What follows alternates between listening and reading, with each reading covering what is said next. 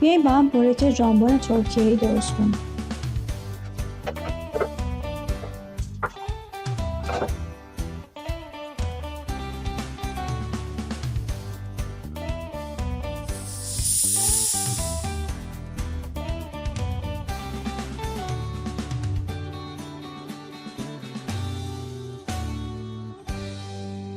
برای این خمیرمون ما نیاز داریم به 300 گرم آرد، 10 گرم شکر، 10 گرم نمک، 1 گرم مخمر و 150 گرم آب.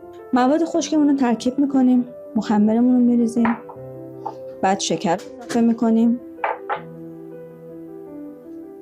مواد رو مخلوط میکنیم و بعد نمک رو اضافه میکنیم.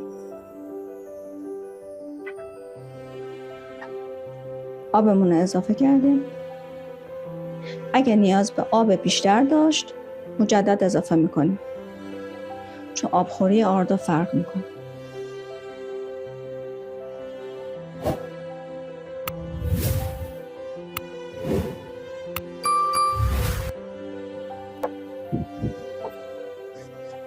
کاملا با دست فرض میدیم. حالا برای ادامه کار به داخل میکسر منتقل میکنیم. Much later. بعد از اینکه خمیرمون آماده شد، خمیرمون چانه میگیریم و 20 دقیقه اجازه میدیم استراحت کنه، چون مخمر داخل این خمیر خیلی کمه و اون حجم 2 برابری رو به ما نمیده. Later that night. خمیرمون استراحتش رو کرده و کافیه، چون حجم خیلی زیادی نمیگیره. خمیرمون رو به چونه های 70 گرمی تقسیم میکنیم. حتما از آرد استفاده کنیم که نچسبه به کارتون.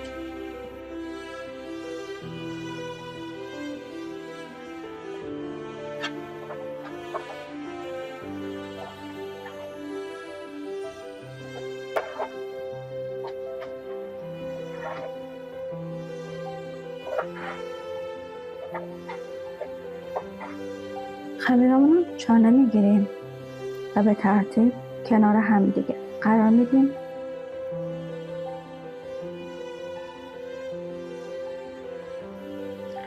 پنج دقیقه به خمیرمون استراحت میدیم تا اجازه کار کردن به ما بدن. زیر روی چانه ها رو آرد میپاشیم و از اولین چانه شروع میکنیم به باز کردن.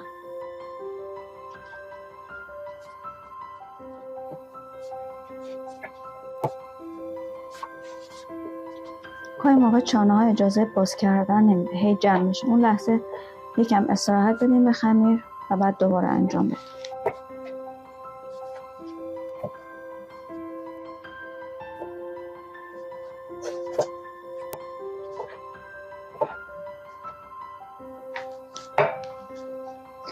بعد از اینکه خمیرها رو باز کردیم، ما نیاز داریم به 50 گرم کره و 20 گرم روغن مایع خوراکی. اگر کره حیوانی باشه که عطر و مزه‌اش خیلی بهتر میشه، اگر نه که میتونی از کره گیاهی هم استفاده کنی. داخل ظرفمون کم آرد میپاشیم و لایه به لایه کره رو میزنیم.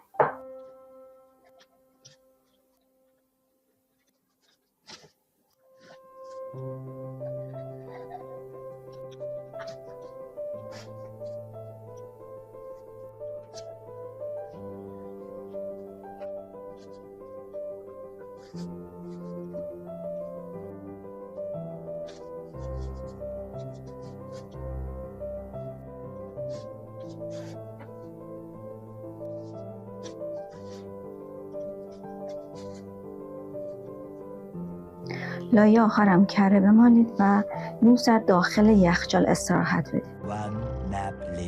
بعد از نیم ساعت که خنک شد، سطح کار رو کاملا آردپاشی میکنیم و به سطح منتقل میکنیم. روی خمیرم آرد میپاشیم، یه مقدار با دستمون باز میکنیم.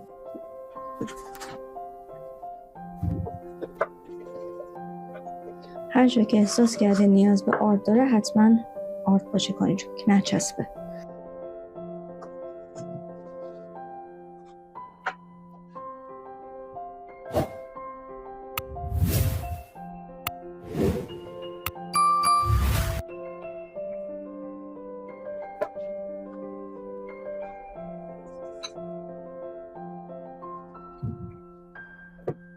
خمیر کاملا باز کردیم. حتما زیر روی خمیر رو آرد پاشی کنید که خمیر نچسبه، چون لایه ها همه کره خورده است.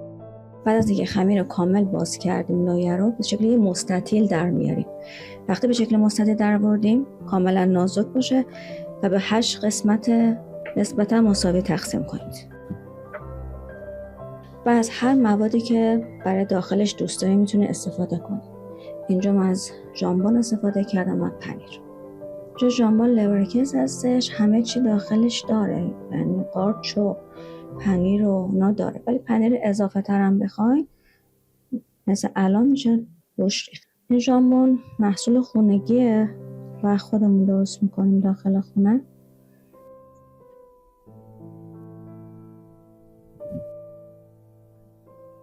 ما 6 تاشو از مواد گوشتی و پنیر پیتزا استفاده کردیم. کسایی که گیاهخوار هستن میتونن همونجوری که گفتم از کره مارگارین برای لایه ها استفاده کنن که گیاهی هستش، و برای مواد میانش هم میتونن از سیب زمینی پخته شده همراه با پاپریکا، فلفل، نمک استفاده کنن، یا هر چیزی دیگه‌ای که دوست دارن میتونن برای مواد میانی استفاده کنن. حالا لایه ها را از کنارها به قسمت وسط میاریم، یک کمی فشار میدیم.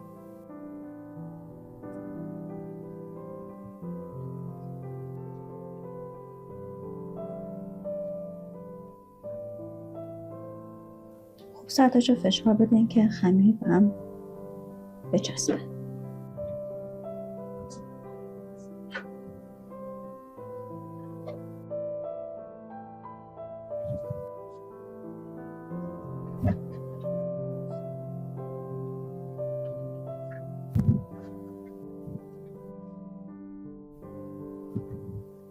وقتی داخل ظرف قرار دادیم، از همون مایه کره‌ای که داشتیم برای رومال روش استفاده میکنیم.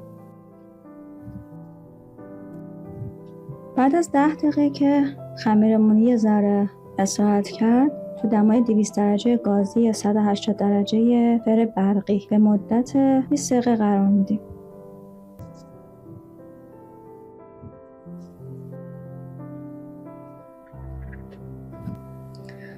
برای این دوتا، برای اینکه مشخص باشه، از روغن زیتون استفاده کردم. جایگزین روغن بین، یعنی کره بین لایه ها نیست، ولی برای رومال نهایی میتونید از روغن زیتون هم استفاده کنید. بعد از 10 دقیقه داخل فرن.